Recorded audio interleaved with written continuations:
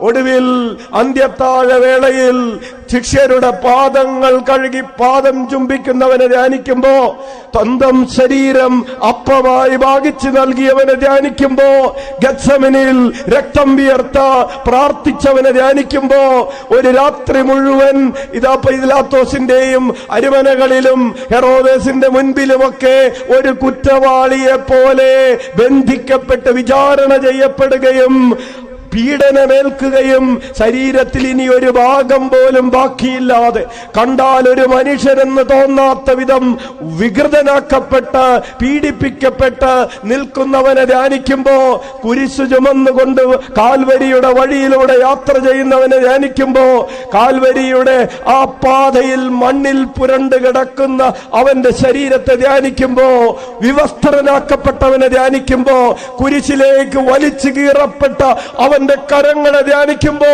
കുരിശിൽ തൂക്കപ്പെട്ടവനെ ധ്യാനിക്കുമ്പോ, കുത്തിപ്പിളർക്കപ്പെട്ട ഹൃദയം ധ്യാനിക്കുമ്പോ, സ്നേഹമാണ് അവനെന്നോർക്കുക, സ്നേഹമാണവനെന്നോർക്കുക. അമ്മയുടെ മടിത്തട്ടിലേക്ക് എടുത്തു വയ്ക്കപ്പെട്ട ശരീരത്തെ ധ്യാനിക്കുമ്പോ, ഒരു കുഴിമാടത്തിലേക്ക് എടുത്തു വയ്ക്കപ്പെട്ട് കല്ലുരുട്ടി വെച്ച് അതിന്റെ മുൻപിൽ നിൽക്കുമ്പോ, സ്നേഹമാണവനെന്നോർക്കുക. മൂന്നാം ദിവസം ഉയർത്തെഴുന്നേറ്റവൻ സ്നേഹമാണെന്നോർക്കുക.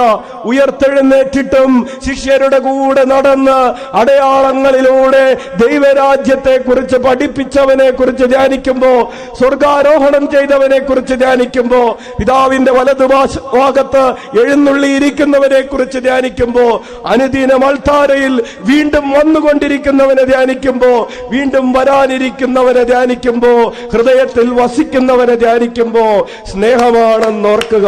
എന്റെ പാപങ്ങൾക്ക് പരിഹാരമായി അവൻ കുരിശിൽ പിടഞ്ഞു മരിച്ചെന്നോർക്കുമ്പോ, എന്റെ ഇന്നത്തെ പാപങ്ങൾക്ക്, എന്റെ പാപത്തിന്റെ കറകളും കടങ്ങളും കളങ്കങ്ങളും നീക്കം ചെയ്യാൻ അവന്റെ തിരുരക്തം അവൻ ഇന്നും ഒഴുക്കിത്തരുന്നുണ്ടെന്നോർക്കുമ്പോ, സ്നേഹമാണ് അവനെന്നോർക്കുക.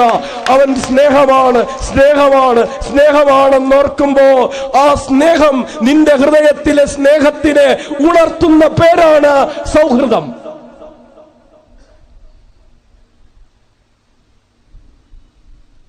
അവന്റെ സ്നേഹം നിന്റെ സ്നേഹത്തെ ഉണർത്തുന്നതിന്റെ പേരാണ് സൗഹൃദം. ആ സൗഹൃദത്തിന്റെ വിദ്യയാണ് അമ്മ പഠിപ്പിച്ചതെന്ന്, അമ്മ പഠിപ്പിച്ച പാഠത്തിന് സഭ നൽകിയ അവാർഡാണ് സഭയുടെ പ്രാർത്ഥനയുടെ വേദപാരംഗത എന്ന കിരീടം അവൾക്ക് സഭ ചാർത്തിക്കൊടുത്തത്.